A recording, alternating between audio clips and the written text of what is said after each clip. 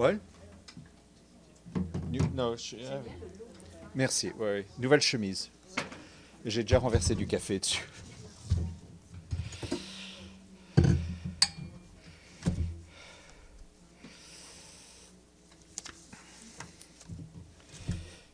All right, good afternoon. In just a few minutes, we will be joined virtually by Ross Smith, who, as you know, is World Food Programme's Director of Emergency Preparedness and Response.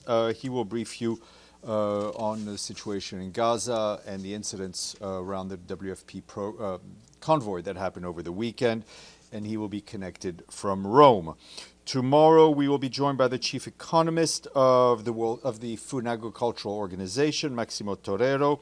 He will brief you on the food price inflation and what to expect at the upcoming State of Food Security and Nutrition of the World Report 2025. Also, tomorrow's going to be a busy day. I'm telling you that now. Tomorrow at 9 a.m. Here at UN headquarters, the Secretary General will deliver a special address entitled Moment of Opportunity, Supercharging the Clean Energy Age. This is a follow-up to his Moment of Truth speech last year on climate. In his address, Mr. Guterres will highlight that the clean energy future is no longer a promise, it is a fact, and no government, no industry, and no special interests can stop it. Although unstoppable, the energy transition is not yet fast enough or fair enough, and he is expected to tell you. He will also share new data from a specialized technical report prepared by his climate action team with the support of various UN agencies, funds, and programs, as well as leading international institutions. The report, which will be released tomorrow, shows the latest available science and evidence on the progress and opportunities and benefits of the emerging clean energy economy. If you can't join in person, I think you've all received RSVPs on how to connect, and the speech will be broadcast live on UN Web TV. Then at 10 o'clock tomorrow, the Secretary General will deliver remarks to the Security Council's open debate on the maintenance of international peace and security, promoting international peace and security through multilateralism and peaceful settlement of disputes. He's expected to note that around the world we can see the utter disregard for, if not the outright violation of international law, including international human rights law, international refugee law, international humanitarian law, and the UN Charter itself, and all of this without any accountability. The Secretary General is expected to highlight that diplomacy may not have always succeeded in preventing conflicts, violence, and instability, but it still holds the power to stop them. I also expect him to speak to the situation in Gaza in his remarks tomorrow. This morning in the General Assembly Hall, the Secretary General spoke to the high-level political forum. He underscored that this year the forum arrives at a time of profound challenges, but also real possibility. mentioning the pandemic agreement adopted by the World Health Organization, government commitments at the Third UN Ocean Conference, and also the Fourth International Financing for Development Conference, where countries agreed to a new vision for global finance. He noted that these are not isolated wins. The Secretary General also highlighted there are signs of momentum, signs that multilateralism can deliver, and that transformation is not only necessary, it is possible. Those remarks were all shared with you. Turning to the situation in Gaza, and as you heard in his remarks this morning, the Secretary General said that the mass shooting and killings of people seeking United Nations aid for their families in Gaza is an atrocious and inhumane act which he utterly condemns. You will also see that on Sunday, the World Food Program convoy carrying vital food assistance crossed from Israel into Gaza and encountered large crowds of desperately hungry civilians. You'll hear more about that from our guest, Mr. Ross. As for our colleagues at the Office for the Coordination of Humanitarian Affairs, they tell us that amid ongoing shelling, displacement, and destruction, it continues to receive deeply concerning reports of severely malnourished people who are arriving in medical points and hospitals in extremely poor health. Yesterday, the Ministry of Health reported that more than a dozen people, including children, have reportedly died from hunger in the last 24 hours. Our agencies on the ground warn that the conditions in Gaza are nearly impossible there. Civilians must be protected, and the consistent and safe delivery of aid at scale must be facilitated to reach more than 2 million people on the brink of famine. And as you are well aware, over the weekend, Israeli military issued another displacement order in Deir al-Balah, spanning 4 neighborhoods. Our humanitarian affairs colleagues warned that the mass displacement order has dealt yet another devastating blow to the already fragile lifeline keeping people alive across the Gaza Strip. This directive cuts through the Deir al-Balah all the way to the Mediterranean Sea, further fragmenting the Strip and pushing people into overcrowded, unsafe areas with no shelter and no access to the most essential supplies needed to survive. Initial estimates indicate that between 50,000 and 80,000 people were in the area at the time the order was issued, including 30,000 families sheltering in 57 various displacement sites. Several primary health clinics and medical points within the newly designated areas is the southern Gaza desalination plant and other vital water infrastructure. The plant is a main source of drinking water for internally displaced people in Al-Mawasi, and it serves hundreds of thousands of people, producing about 2,500 cubic meters of water per day. The loss of this facility would be catastrophic for the people who depend on it for access to fresh water. As of early July, 80% of water, sanitation, and hygiene facilities fall within the Israeli militarized zone or in areas that have been placed under displacement orders. In June, it was estimated that 93% of households have no access to direct water. UN staff are remaining in Deir al-Balah. They are spread across a dozen premises. Their coordinates, their location, have been shared with all relevant parties to this conflict. These locations, as with all civilian sites, must be protected, regardless of the issuance of the displacement orders. Meanwhile, our humanitarian partners have relocated to the northern part of Deir al-Balah or Al-Mawasi. OCHA reminds us that 87.7% of the Gaza is now under displacement orders or within displacement zones, squeezing about 2.1 million people into a fragmented area of the Strip where hardly any services are available. UN agencies also tell us that 1.35 million people in Gaza need shelter and household items. Harsh weather, humidity, overcrowding, and frequent disassembly and reassembly of tents and tarpaulins lead to a shorter lifespan of shelter items, further exacerbating the dire situation. No shelter supplies have been allowed to enter Gaza for more than 4 months. That's 140 days. Meanwhile, the fuel crisis continues. The limited quantity that have been allowed to enter Gaza in recent days are hardly sufficient.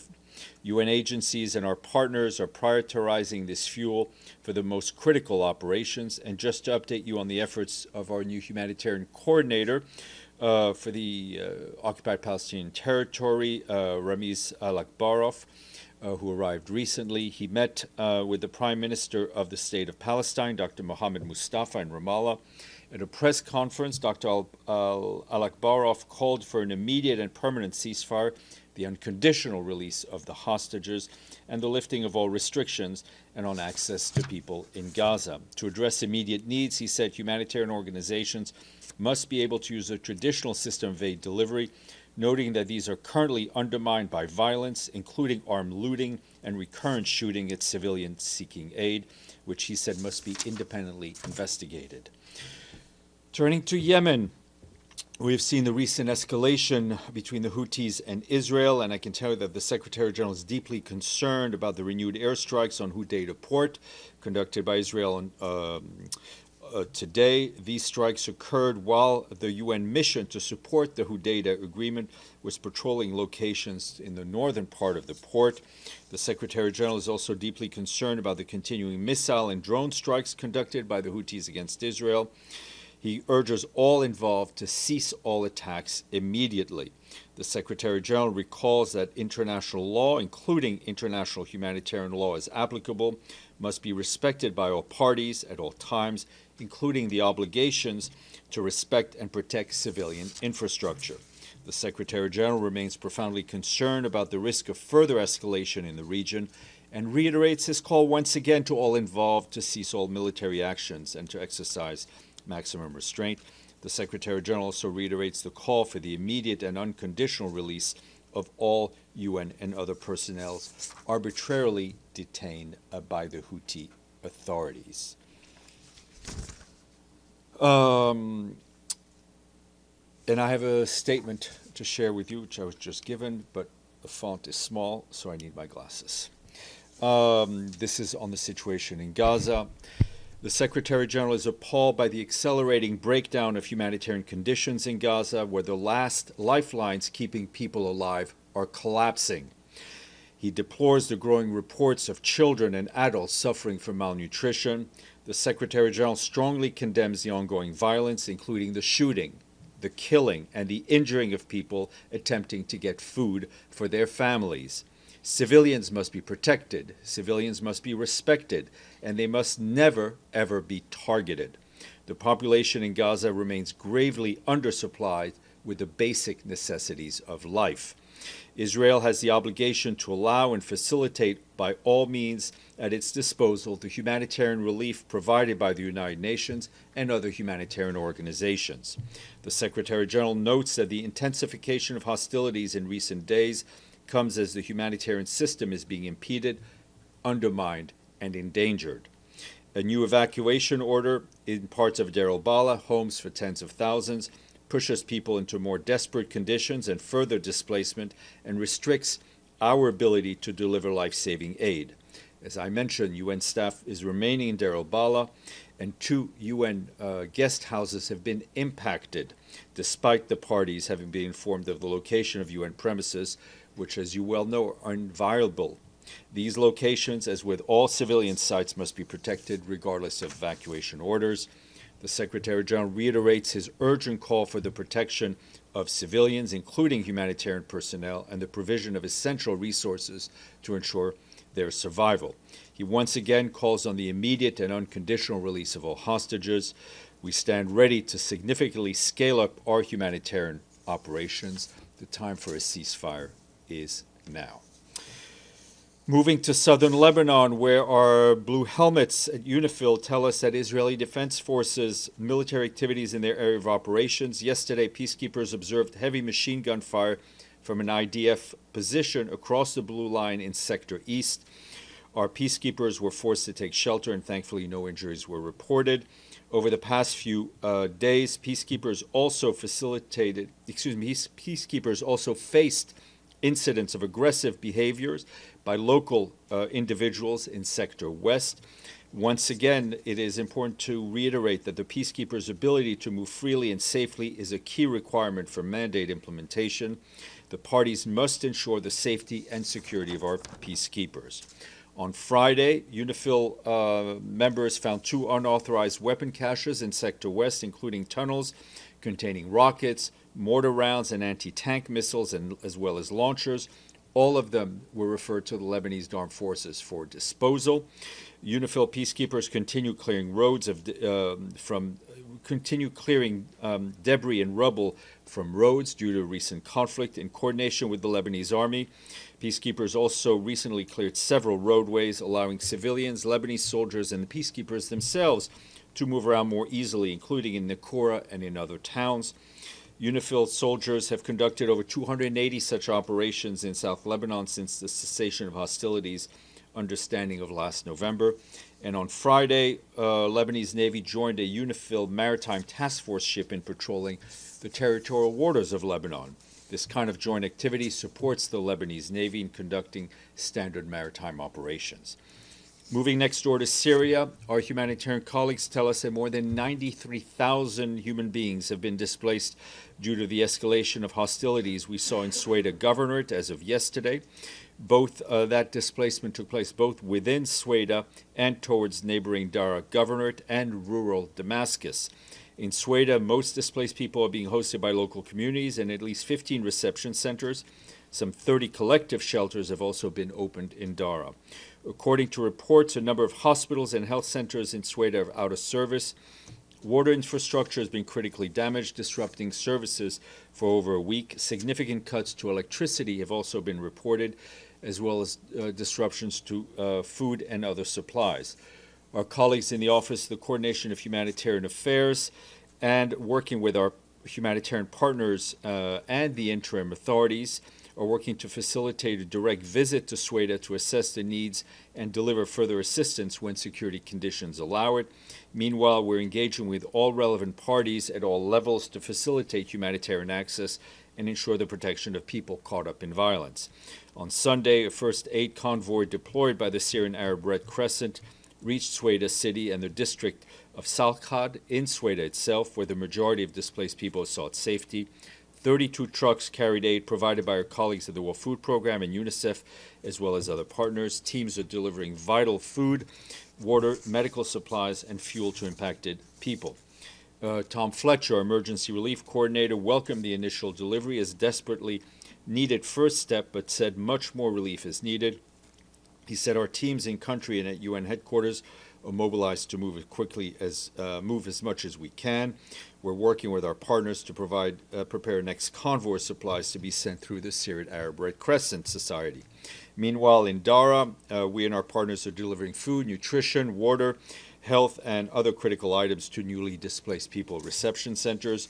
We continue to urge all parties to protect people who've been caught up in the violence, including allowing them to move freely to seek safety and medical assistance.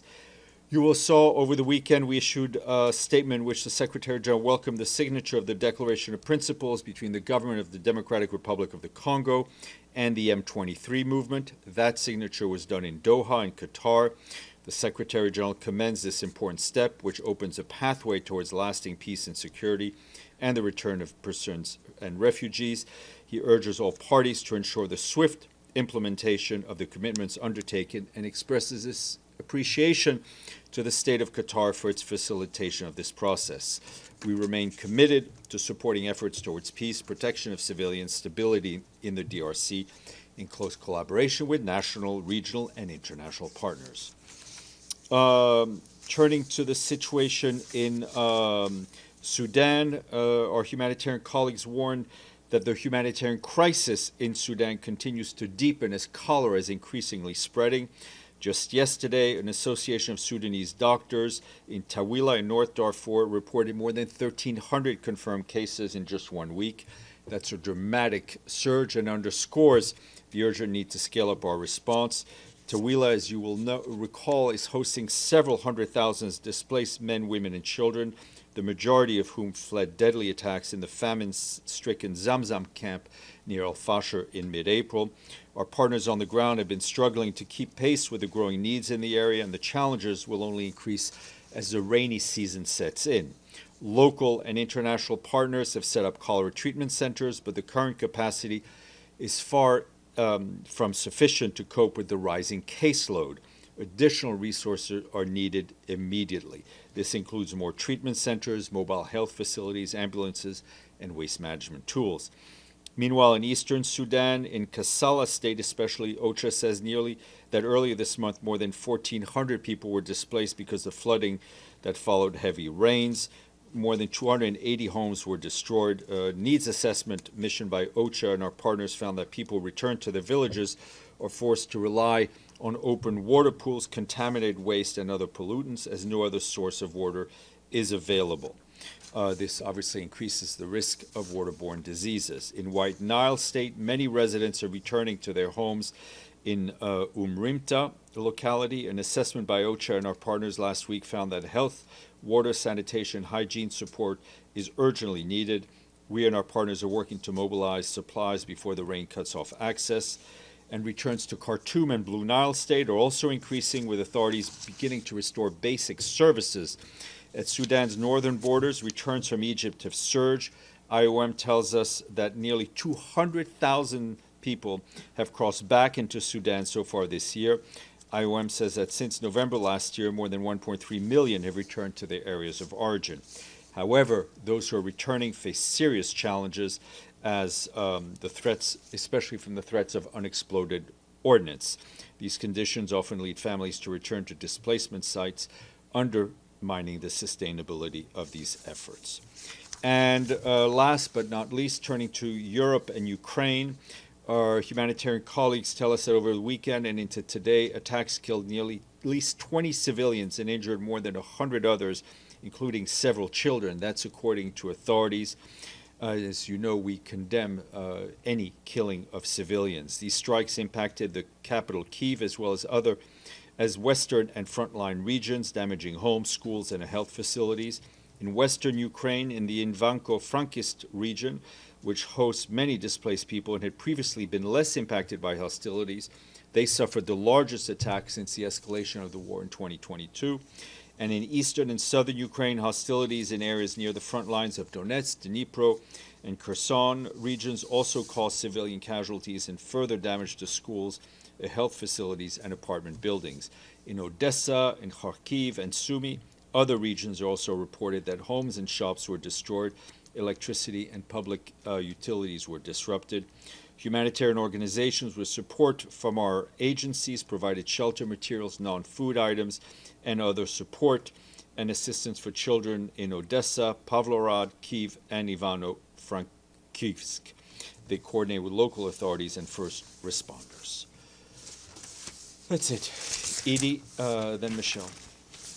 Thank you, Steph. When you said that the Secretary General was concerned or what about 2 guest houses in Deir el-Bala being impacted. Yeah. What does impacted mean? Mean, they suffered damage. The UN staff inside was, to say the least, rather rattled, and we're trying to assess the damage. Okay. And you said that the UN is definitely planning to stay in That's correct. Deir el-Bala. Is there any indication of how many Palestinian civilians have fled or are leaving the area? Well, we have the number right now that have been impacted, which I shared with you. Obviously, we'll have to wait about 24 hours to see how many actually leave. And in terms of cholera in Sudan, is there any output from what's happening in Al-Fasher of whether the cholera outbreak has gone there as well? Our ability to work in Al Fasher is severely limited, to say the least. Michelle. Thank you, Steph. When you say these guest houses were struck, but with what and by whom? And, oh, sorry, go ahead. Yeah, one we understand may have been an incendiary device. Others were shrapnel. Unclear whether it was targeted, whether it was just combat. As I said, the investigation is ongoing. So unclear which party? It's ongoing, but obviously, I think as you saw, there were heavy reports of Israeli airstrikes in the area. And then when you speak about the staff that are staying in the area that's under the evacuation order, how many staff are we talking about? I'm not going to go into exact numbers at this point, but they are both international from a wide variety of countries and national Palestinian staff with their dependents. Gabriel. Following up on both of those questions, what would be a point where the Secretary General feels that it is no longer safe for UN staff to work in Gaza? Look, the assessment is made, I'd like to say, not more than daily, right, depending on the conditions on the ground. I mean, the Secretary General obviously is ultimately responsible for the safety of the staff. We also have a responsibility to those Palestinians that we've been desperately trying to help, especially since this war, this phase of the conflict started. I can tell you that our colleagues on the ground are more than dedicated. I mean, I think dedicated doesn't really carry the sentiment that they show every day in staying in the front lines, staying in safe houses that are being attacked, trying to deliver aid, as one of our colleagues mentioned, sitting in, I think Carl Scow mentioned, sitting sometimes in cars for 16 to 18 hours waiting for a green light. We can only salute the work that they've been doing, as well as all of our Palestinian colleagues who not only are there as humanitarian workers, but are there as Gazans and who are themselves hungry, who are themselves worried about feeding their families. Deji, then Pam. Also, a follow-up first on the UN facilities in Deir Bala. As I understand, if I understand correctly, the UN staff is going to stay in Deir Bala no matter there's evacuation order or not. Am I understanding correct? We are currently staying. And as we've been saying from the beginning, when it comes to the protection of civilians, the protection of humanitarian workers, Israel has a responsibility to protect them, whether they stay or whether they go. So, which means in Deir Bala, those UN staffers will, or let me put it this way, will be against the evacuation order to stay? Yes. Okay, so if there's evacuation order, why they have to stay there? I mean, technically speaking, all the population will leave. So what's Well, I mean, first of all, Gaza is not a very large place. Deir al-Bala is our hub, is our humanitarian hub, right? From there, staff is dispatched to different parts of Gaza. That's where equipment is. This is where our headquarters are. We will, of course, follow and try to deliver humanitarian aid where the people are, and we've continued to do that. And another thing is today more than 20 countries put a joint statement to demand ending of the war in Gaza. Any response from the Secretary General? I don't think the statement was addressed to the Secretary General. The Secretary General has been demanding an end to this conflict for quite some time, as you hear me say every day. He's been demanding a ceasefire. He's been demanding the release of the hostages. He's been demanding the delivery of humanitarian aid, at a scale that meets the needs. Pamela Falk. Thank you, Steph. Late last night, Iran announced that Friday they will be meeting with the E3, France, UK, and Germany on the Iran, on JCPOA. And The Iranian argument is that there is no legal justification for imposition of the snapback provisions given some of the non-participation in JCPOA. UN is a party to the agreement. What is the UN's view on snapbacks? No, we are not, the issue of snapback is in a Security Council resolution drafted and adopted by Security Council members. We welcome the dialogue between the Europeans and the Iranians, and let's hope for a return to the JCPOA, a return to dialogue, and a return to the cooperation between Iran and the IAEA. And so UN itself, no one affiliated with all of the negotiations. We are not at those discussions. Thank you. Okay. Yes, sir. Just today, Secretary General met with the Pakistani Foreign Minister today. And, there is a brewing crisis over there after this ceasefire, which is on a hold. Was there any discussion on India-Pakistan situation and how the Secretary General regards Pahalgam as a disputed territory or part of India? I do not have a readout yet of that meeting. As soon as I have something, I will share it with you. Stefano. Thank you, Stefan. The United States is the only country that has a leverage on Israeli government at the moment. So does the Secretary General think that the fact that the United States doesn't have at the UN at the moment an ambassador yet, all these months is not been able to really establish a policy with the United States that could help use this leverage in convincing Israel Stefano, I'm not to sure do I something. understand the question addressed to me. What I'm just trying to say is that I suspect that the Secretary General, when has to now deal with Israel, that is in the lowest point of the relationship, I believe, between Israel and the United Nations, the only way is going through the United States. Is it correct to say something like that? I will leave all that analysis to you. We continue to have very regular contacts with Israeli authorities in Jerusalem and in Tel Aviv. We continue to push those countries that have an influence on the parties to use that influence to bring an end to the conflict in Gaza. So when was the last time the Secretary General had a contact with the U.S. government? Who was the highest? With who? With the U.S. We're talking about U.S. Israel. government. about Gaza, about the situation. We in Gaza. continue to be in touch with the U.S. authorities. Okay. I don't. Any questions online? I don't. No.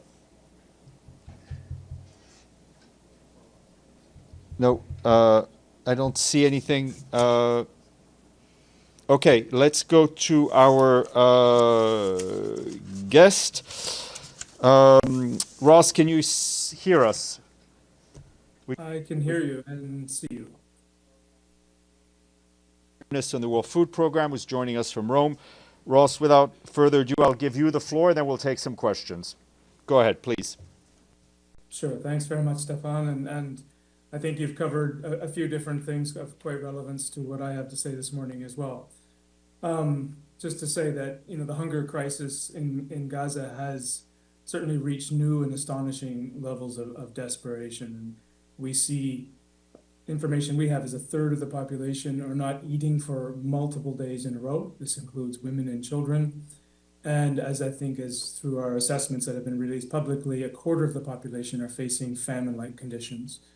We see severe acute malnutrition surging, so almost 100,000 women and children are suffering from severe acute malnutrition and need treatment as soon as possible. And as you noted, Stefan, at the outset, in some of the reports, people are dying from lack of humanitarian assistance every day, and we are seeing this escalate day by day. Clearly, food assistance, from my perspective, but humanitarian assistance more broadly, is the only solution at the moment. The markets are non-functional and nothing else, nothing is really moving inside Gaza. For us, there are a set of minimum operating conditions for us to operate. And we need these to be in place in order to move effectively, to work effectively. This includes crossing points into Gaza, includes proper routing inside Gaza itself so we can move independently and at choice. It includes the reduction in waiting times and approval times. And you noted, Stefan, from our deputy executive director, his anecdote of waiting for 16 hours to move from one location to another. And these sort of conditions really create a lot of problems on the ground for both civilians and for our operations. These minimum operating conditions include more than 100 trucks a day that we need to move in order to have sufficient scale to alleviate the desperation that's there. And until we have that scale of assistance, there's going to be really, really difficult to control the situation on the ground. We also need to have no armed actors near food distribution points, near our convoys, and near the movement of those convoys from one place to another. We need to be able to reach people where they are, not in otherwise predetermined locations. And I would say above all, Stefan, that we have had agreements in principle on these things, but we have not had adherence to these in practice in Gaza itself. And this is really where the breakdown is. And it's where we see incidents like you referenced yesterday take place. And so for us, in order to operate, the minimum are these conditions I've just outlined here, but adherence to those conditions by all parties inside Gaza. I can only highlight the critical nature of somebody, I think there's someone online. I can only highlight the critical nature of the ceasefire and the need for a ceasefire at the moment so that we can move effectively.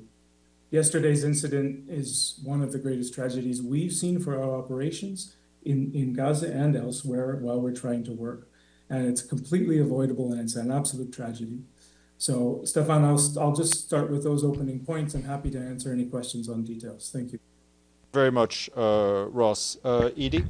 Thank you very much on behalf of the United Nations Correspondents Association for doing this briefing. My name is Edith Lederer from the Associated Press. A couple of follow-up questions from the attack yesterday on the WFP convoy. What is WFP's estimate of how many people were killed and injured? We've seen reports of, I believe, 80 people killed, and which have been questioned by the Israeli authorities. And second, do you have any indication that any of this was organized by either Hamas or gangs? Thank you. Thank you. Go ahead, Ross. Go ahead, Ross. Okay, thanks. Thanks, Edie. So we cannot independently verify, casualties associated with this incident yesterday. When I spoke to the team immediately after the incident, they had information that there was at least 40 people had been killed and there were a larger number of injuries. But then you've seen further reports coming out of other reports since then. So I don't have a final number on that. But indeed, one is too many, and certainly this is far, far too many. It's an absolute tragic incident. And no, there is no evidence that it's, as you say, organized by communities on the ground or anything.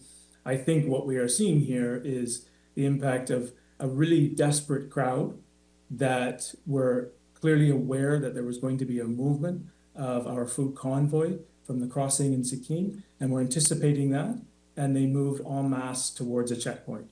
And so the desperation is people are putting their lives on the line, clearly, in anticipation of being able to get something from a truck. So that's, I think, is what precipitated this incident.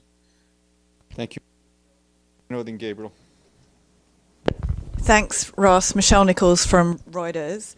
Sorry, I've got a couple of questions, and you can come back to me if it's too many. You mentioned the agreement for 100 trucks a day. On average, how many have you been getting in? And also there seems to be the issue of how many operational trucks there are within Gaza, given that you have to unload on the Gaza side of the border and then reload onto trucks. So how many sort of operational trucks do you have in Gaza? How many are inoperable that can be fixed and you just need the parts to fix them? Fuel is, I guess, still maybe an issue on that front. And then when it comes to security, what sort of security has the UN used? Does the UN use, if any? If you could just give us a little sort of roundup on that for your aid convoys and warehouses. And then, sorry, last one, the Gaza Humanitarian Foundation has been pushing the UN to collaborate.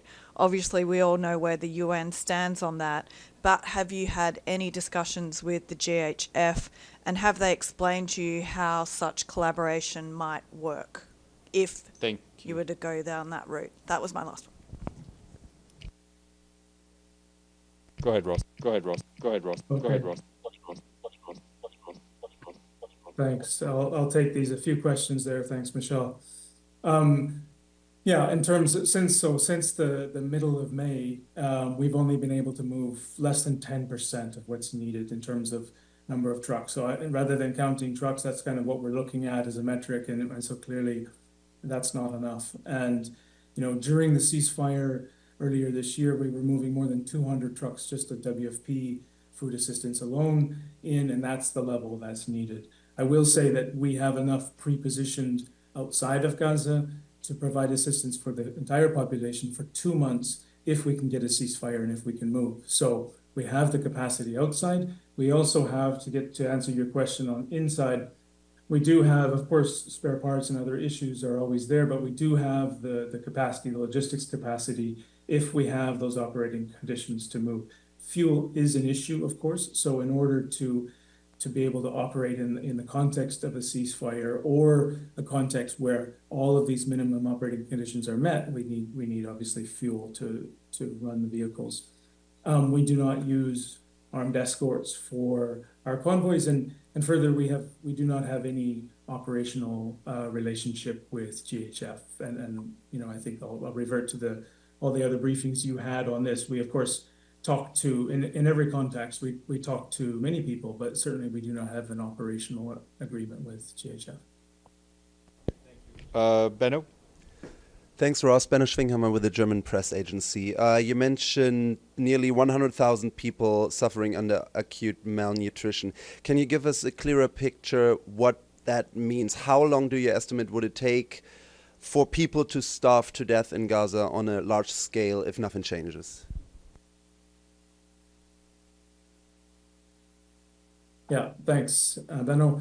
I mean, severe acute malnutrition, the mortality risks are very, very high, especially for young children. So they need treatment immediately. We are seeing reports, and many of these are, of course, anecdotal reports, but lots of reports of people dying of starvation now. It's very different for an adult versus a child, what it takes to starve to death or to die of acute malnutrition. But we are seeing many of those reports. I don't have more specifics than that, and I can just refer you back to some of those assessments we've done on the percentage of the population in famine, for example. So you see reports about starvation now, and you deem them credible? We certainly see reports of, and we hear reports of people that are starving to death, and we certainly have the numbers of people that are suffering from severe acute malnutrition, as well as our monitors and our monitoring information that tell us, as I mentioned at the top, the number of people that are skipping, including women and children, meals, food for multiple days in a row. So certainly we have evidence of the severity of the situation. Gabriel, then Dulcie. Thank you, Ross. This is Gabriel Elizondo from Al Jazeera English. A follow-up question on the incident that took place yesterday. You said that your convoy, as it approached the civilians, came under fire from Israeli forces.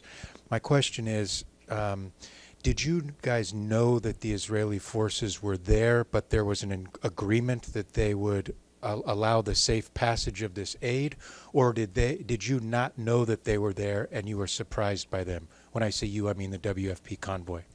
Thank you. Okay, thanks, Gabriel.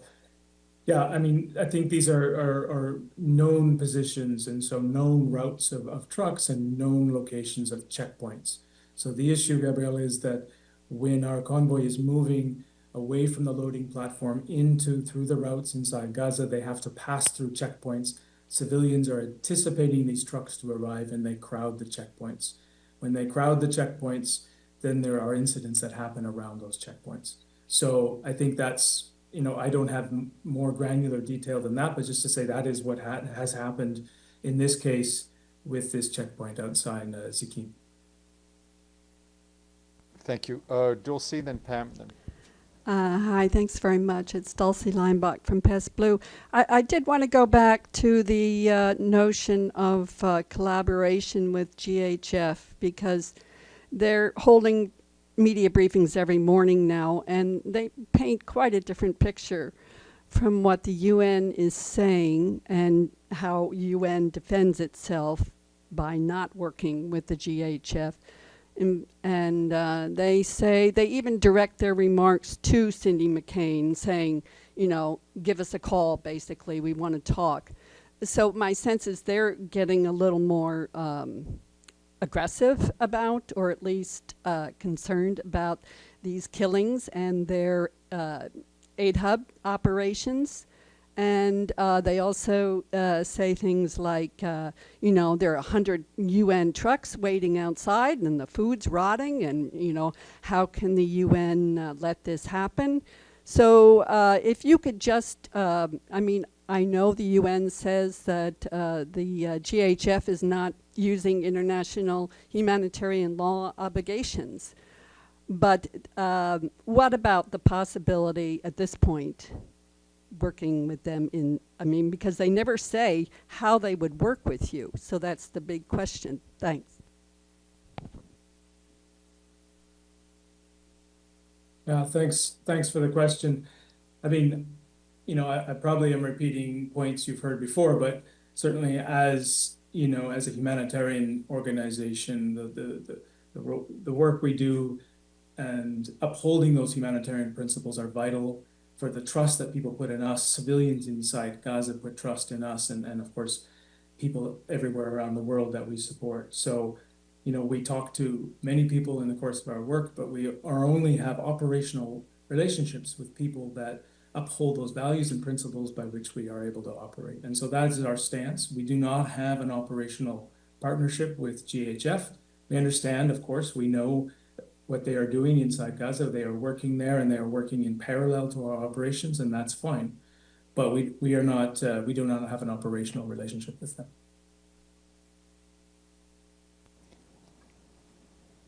Thanks, Steph, and thank you, Ross. Follow-up, I had a different question planned, but follow-up to this last question. They clearly, the GHF rejected UN aid in the beginning and now is coming back around to working together. What exactly, when you say international law, we all know what that means generally, but what specifically would you want them to do in order to cooperate? In other words, not be armed, not shoot at people come by, what specifically? And then my original question, if I may, was just what's happening when people are injured at the sites? There are not many hospitals operating. Are there medics? Is it Red Cross or anyone there to deal with the wounded? Thank you. Pamela Fogg.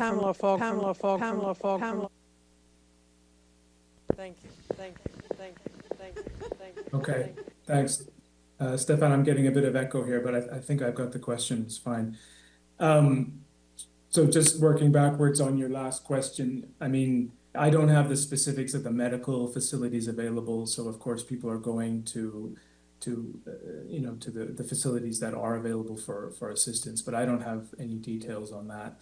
And, you know, on just to go back on GHF, I mean, you know, we have the capacity to provide all the support and the scale up necessary in Gaza to meet the food needs of people there. And so that is our position. We certainly have proven that, and during the ceasefire, and of course prior to that in another context. And so, you know, we are certainly working with many partners in many contexts, and all of them align with our humanitarian principles and our values and our way of working. And so I think that is our standing position on this. And I won't comment specifically on what GHF would need to do. I'll actually refer you to them, and they can probably answer that question a little bit, or at least expand on it. I think our position is quite clear on this.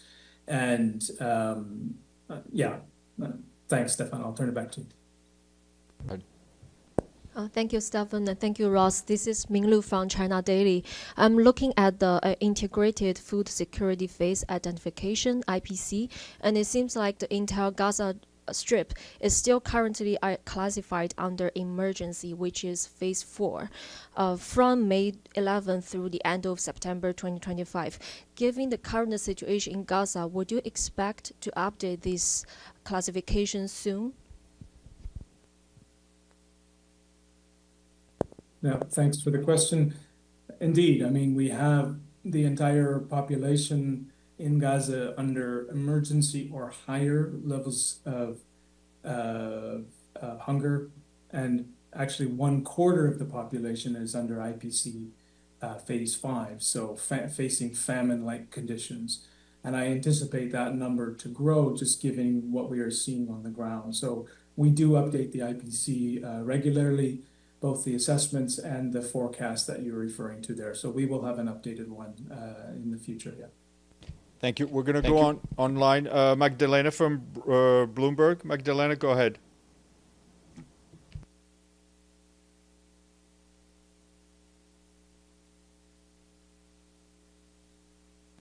Magdalena, go ahead. Go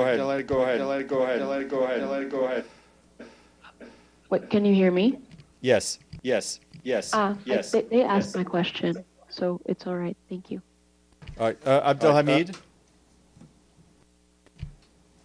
Sir Ross, I hope you hear me. This is Abdelhamid Sayam from the Arabic Daily Al-Quds Al-Arabi. I have a question about the story of Yasser Abu Shabab and his gangs that Israeli managed to recruit, finance, arm, and do their job under the title of Popular Forces. How much you come to encounter these gangs, which is working for the Israelis? How much information you have about them? And my second question, Mr. Ross, that so many Palestinians dying indirectly due to lack of medicine, for example, cancer patients, kidney failures because they cannot do the dialysis, out of famine, many children and others are dying. So what do you think the exact number of the people who died in Gaza directly or indirectly because of the war? And the last question, I know you're still trying to use the Jordan bridge to bring food into Gaza. How much you are successful to keep that path through the Jordan River to get the food into Gaza? Thank you very much for the question, for the patience you have with me. Okay, thanks. Abdelhamid. Stefan, I answer this one. Yes, please go ahead. Thank